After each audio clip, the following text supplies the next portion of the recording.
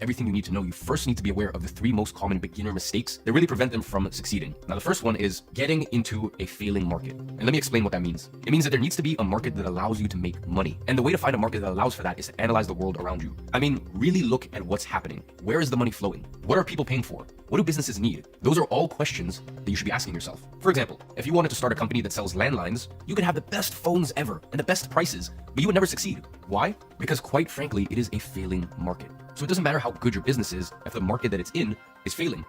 But the opposite thinking is also true. Sometimes you can have a terrible business that does exceptionally well because of a boom in a certain market. And that's really what happened in the dot-com bubble before it burst. Lots of terrible businesses made lots of money. Now, that's not a place that you want to be. You want to avoid boom and bust and rather focus on markets that are growing steadily. In reality, you want to avoid the hype. So that's why choosing the market you're going to operate in is so important. And choosing the wrong one is the single biggest mistake that beginners make. Now, the second biggest mistake that beginners make is not factoring in luck. You see, you've been lied to. There is one thing that virtually no self-made millionaires are willing to admit. Why?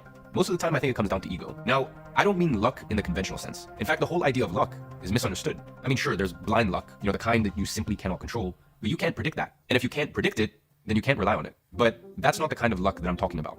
What I'm referring to is putting yourself in a position to get lucky. So how do you... Now, the third biggest mistake beginners make is closely related to the first. And it's simply not enough to spot the right market. You also need to have the right vehicle. And what I mean by that is that when you're a complete beginner, you need a vehicle that allows you to make mistakes.